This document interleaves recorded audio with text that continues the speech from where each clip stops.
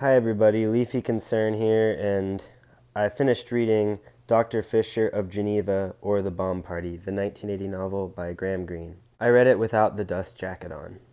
So this is the state in which I read it. I read it all out loud. I read the first half of the novel out loud, and then someone else read the second half of the novel out loud, mostly to me, because I couldn't hold the book because I was doing something else with my hands. I thought that the beginning of this novel was catchy, that it was good to start out with hate and love. Those are good motivators. I liked the funny nature of toothpaste and chocolate in the novel. I liked how chocolate meant that you were kind of not to be taken seriously, and that toothpaste was some kind of metaphor for some kind of moral stance. The subtlety of the first act was exemplary. I was under the impression that Graham Greene is a master just sort of doing it again, although in a more minor way this time. When I picked up the book, I had the sense that it would be able to be read out loud in one go, so that's why I decided to read it out loud. Holding my other Graham Greene novels, I know that they're a little too long to just casually embark upon in the way that I casually embarked upon reading this one out loud. I thought that the chapter lengths and placements seemed really masterful.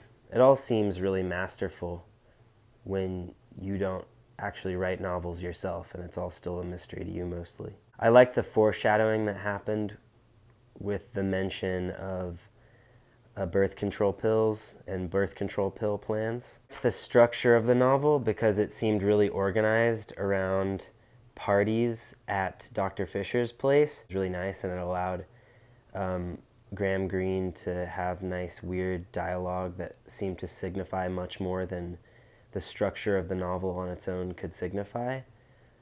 Like the contents were filled with meaningful stuff. It also gave it a feeling like the Scarlet Letter. As the Scarlet Letter was taught to me, it's organized in terms of scenes that take place on the scaffold, in the woods, etc.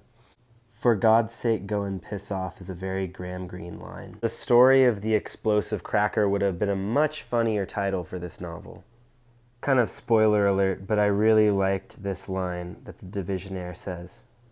When I was a boy, the Divisionaire said, I used to play at Russian roulette with a cap pistol. It was very exciting. He made no move to go. Graham Greene's good at dialogue. Maybe that's why they made so many movies of his books.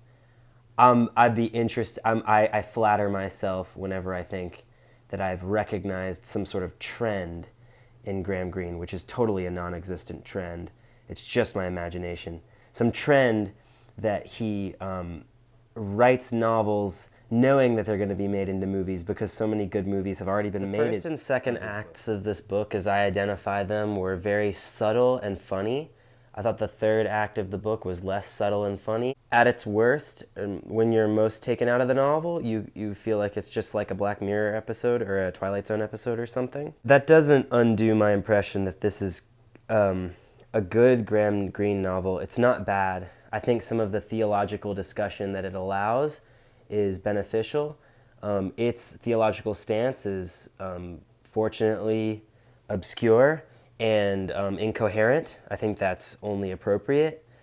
I think some of the stuff it says about Dr. Fischer as God is provocative nicely. There are some plot similarities of this book to The End of the Affair. But if you've gotten this far in this video, thank you. Not sure what else I'm going to say at this point. Is there happiness in a sexual embrace? Surely not. Everybody make a prediction in the comments below of the date on which I will reveal my face and my true identity, and will stop being just a person who insanely points the camera at books because he wants attention but doesn't want to bear any of the negative consequences that come. Mrs. Mahogany is really great. Mrs. Mahogany, Miss Mahogany, is a really, really great character in this book. I thought that she was so pleasant. I hated when any sort of trouble befell her or any insults were thrown her way. She said, "Why not? You're my lover and my father, my child and my mother. You're the whole family, the only family I want. and she put her mouth on mine so that I couldn't reply, and she pressed me down onto the bed so that her blood was smeared on my legs and my stomach, and thus it was we married, for better or worse, without the consent of Dr. Fischer or a priest, if it comes to that. So thank you everybody for watching this video that's just discussion of Dr. Fischer of Geneva, or the bomb party. Too long, didn't read. Thought it was nicely constructed. Thought it was philosophically provocative but incoherent, nicely. Thought that if I reread it, it might make me a good novelist. What happens in each chapter, what the purpose of a chapter is, what actions the writer has to put in the characters' bodies before the plot can be like actually convincingly moved along. Don't read too much or you'll burn your eyes out.